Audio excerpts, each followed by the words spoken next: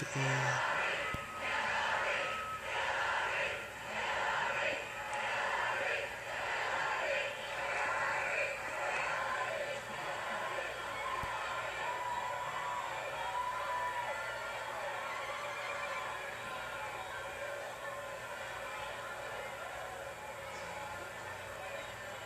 know, this is the great thing about politics in America. It takes all kinds.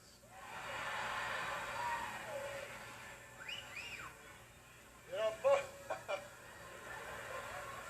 folks will just do all kinds of stuff. Now, where was I?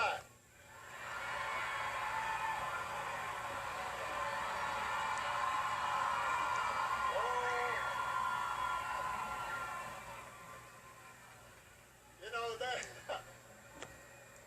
See, those are some folks who were they were auditioning for a reality show.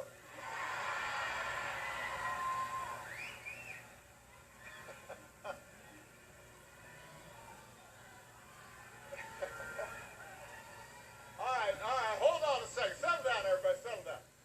Goodness gracious. I'm just trying to make a simple point here.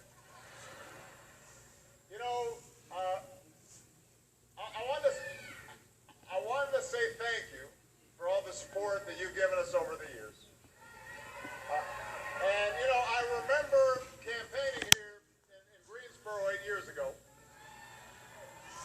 It was in the closing days of another hard-fought campaign. We were still mired in 2 wars, living through the early days of what would end up being the worst economic crisis of our lifetimes. We were tackling challenges like healthcare and climate change that we've been putting off for a long time.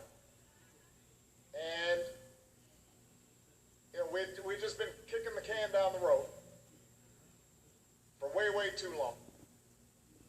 And when we look back, 8 years later, we fought back from the recession.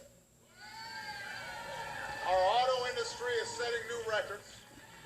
Our businesses have turned job losses into 15 million new jobs, cut our unemployment rate in half, slashed our dependence on foreign oil, doubled our production of clean energy, incomes are rising, poverty is falling, uninsured rate at an all-time low.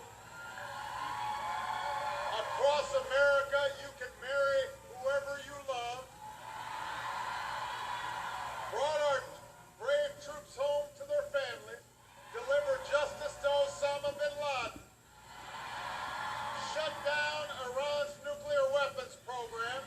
Opened a new chapter with the people of Cuba.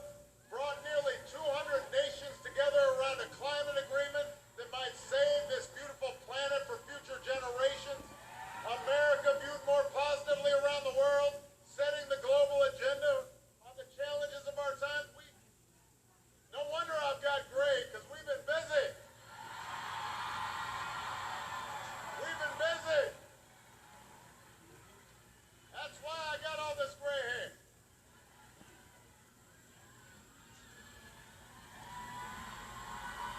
I've been busy. But Michelle says I still look good.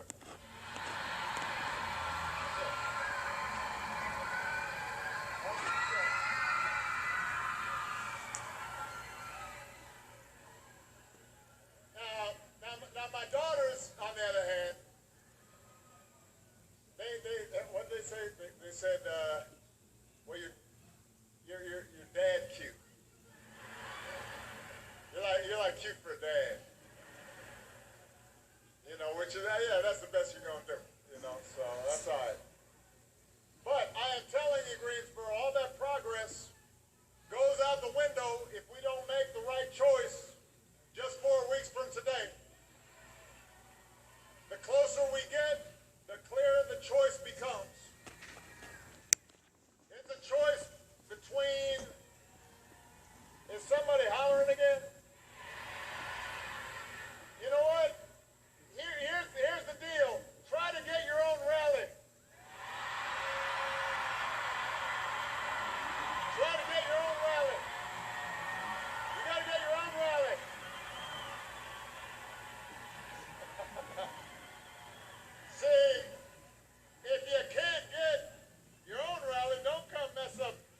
Wisconsin rally.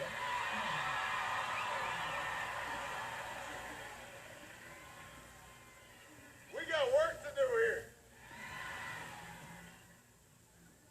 We've got a choice right now between somebody who is as qualified as has ever run for the office of president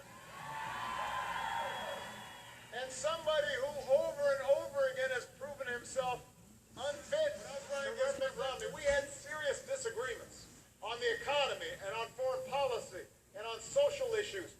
And those elections were close and contested, and we had debates.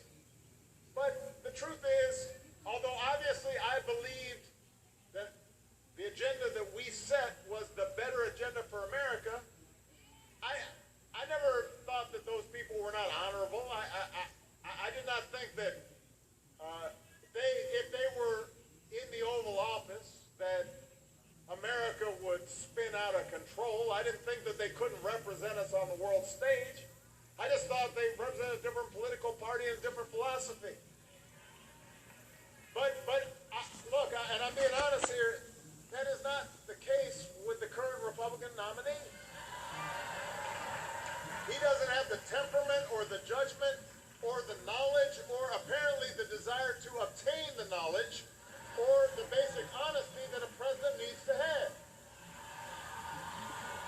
And that was true even before we heard about his attitudes towards women. Now, of course, it was true when we heard what he thought about minorities and what he thought about people of the Muslim faith and when he made fun of disabled persons or when he insulted Gold Star families. You know, but you don't have to be a husband or a father to hear what we heard just a few days ago and say, that's not right. You just have to be a decent human being to say that's not right. And if it makes you mad, if you say that's not somebody I want representing the United States of America, you can do something about it, North Carolina. Go to iwillvote.com, register to vote right away, and make your voice be heard.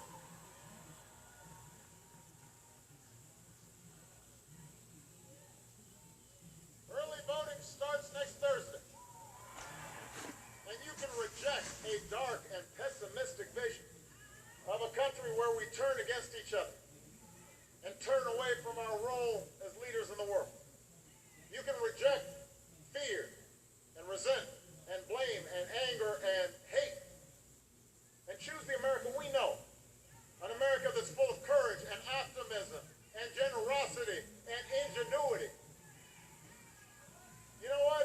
We've got real challenges. Families are still struggling to pay the bills for all the progress we've made. Young people are still worried about paying off student loans or starting a career.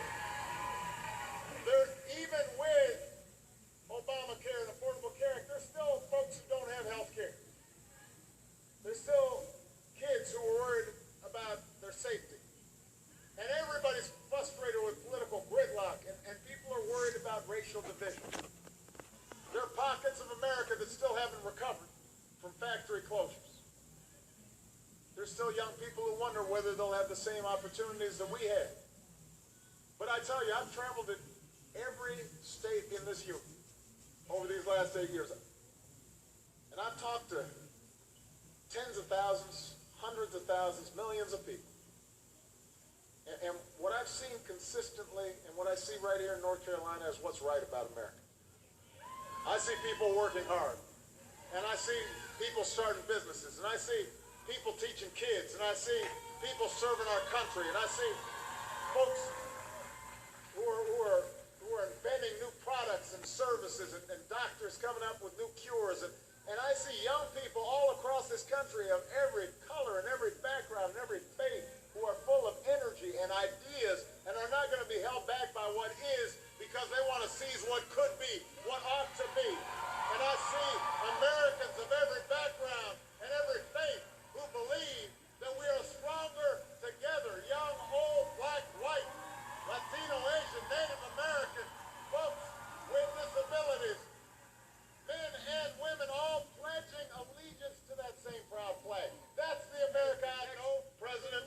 United States of America, Hillary Clinton. That's who needs to succeed me in this office. Now, if there's one thing I can tell you, Greensboro, and I said this at the convention, nobody fully understands, including me, the demands of this job until you've actually sat behind the desk. You know, I thought I knew, but when you're there, suddenly it's like, oh.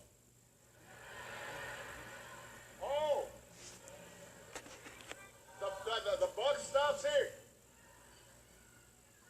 You know, and so, like, tweeting doesn't qualify you.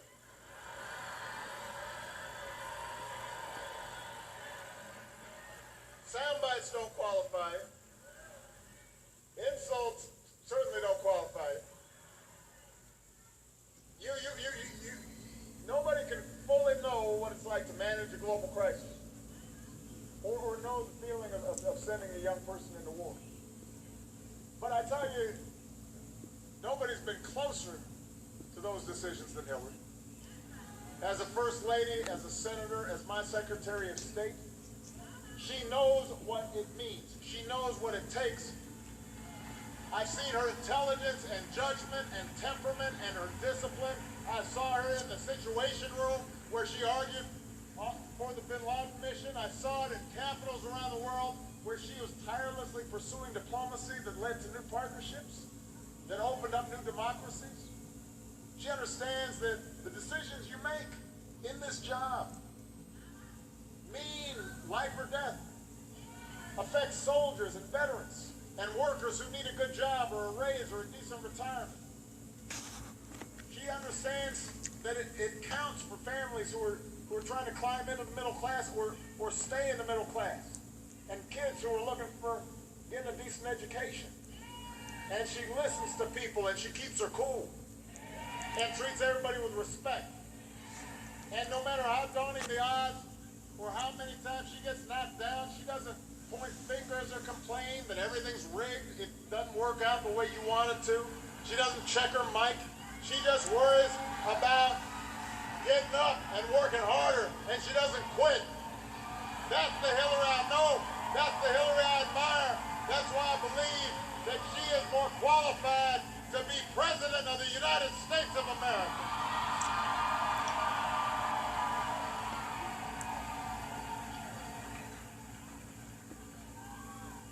And she's got real plans to address the real concerns that she's heard on the campaign trail. You know, you watch these debates, and everybody's all like, well, you know, the commentators afterward, they're all like, well, you know, she was really maybe explaining some stuff, you know, in great detail, in contrast to the other candidate.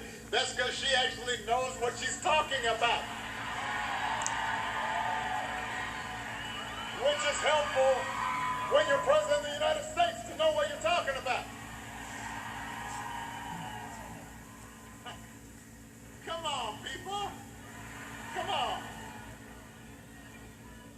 This isn't an audition for, like, some show. This ain't a show. She's got specific ideas to invest in jobs, to help workers share in their company's profits, to put more young people and children and toddlers in preschool, to make sure that students get through college without taking on a ton of debt. She actually is sweating the details. She cares about this stuff. I remember 5 years ago, I asked every cabinet secretary to give me new ideas for ways to get our economy creating jobs faster. Because at that point, Republicans were in charge of Congress. They weren't passing a lot of legislation. So we were trying to think creatively, what can we do without Congress doing anything? And Hillary sent a 12-page single-space memo, had footnotes.